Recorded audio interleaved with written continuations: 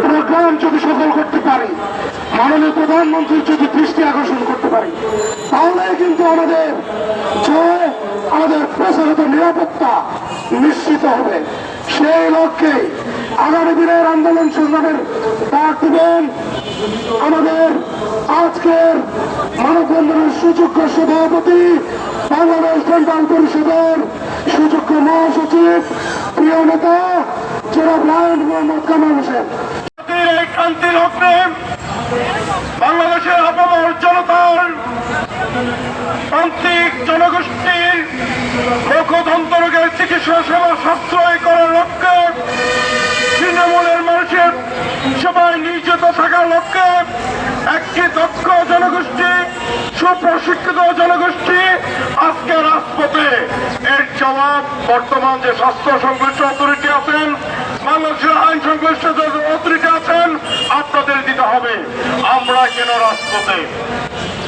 আমরা যতটুকু জানি 1963 সালে গোষ্ঠী চালু হয়েছে। 63 সালে গোষ্ঠী চালু হলো বাংলাদেশের আইনের ডিপ্লোমা টেকনোলজি প্রাইভেট প্র্যাকটিস সুযোগ দেওয়া হয় নাই।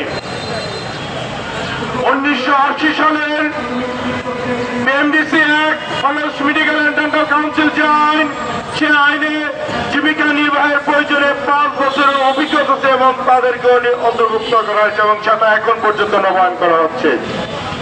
কিন্তু যারা আমরা গণপ্রজাতন্ত্রী বাংলাদেশ সরকারের অনুমোদিত প্রতিষ্ঠান হতে আমরা যারা 4 বছর মেয়াদী ডিপ্লোমা কোর্স করেছি, আমাদেরকে এখন পর্যন্ত প্রাইভেট প্র্যাকটিস রেজিস্ট্রেশন আওতায় আনা হয় নাই। আমরা আজকের এই মানববন্ধন থেকে, আজকের এই কর্মসূচি থেকে যারা সরকারের সংশ্লিষ্ট অধিদপ্তর, সংশ্লিষ্ট মন্ত্রণালয় আছেন, আপনাদেরকে উদাত্ত আহ্বান জানাবো।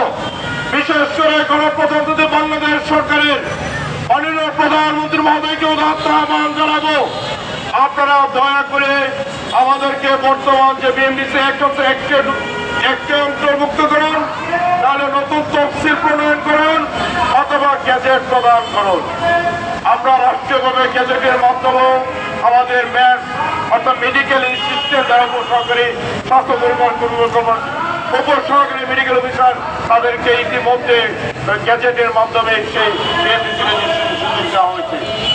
আমরা রাষ্ট্রের একটি যৌক্তিক দাবির প্রেক্ষিতে আমাদের নেতৃবৃন্দ ইতিমধ্যে বক্তব্য দিয়েছেন, আমাদের ছাত্রছাত্রী ভাই বোনেরা বক্তব্য দিয়েছেন। আমরা বিভিন্নভাবে ছাত্রছাত্রী ভাই বোনেরা হতাশাগ্রস্ত হয়ে যাই। আমরা রাষ্ট্রের যে দায়িত্বশীল ব্যক্তি আছেন আপনাদেরকে বলবো, আপনারা যেহেতু আমাদের ওয়ার্কিং সেক্টর অর্থাৎ কর্মক্ষেত্র দিবেন না, তাহলে এই প্রোডাকশন সেন্টার কেন খোলা রেখেছেন?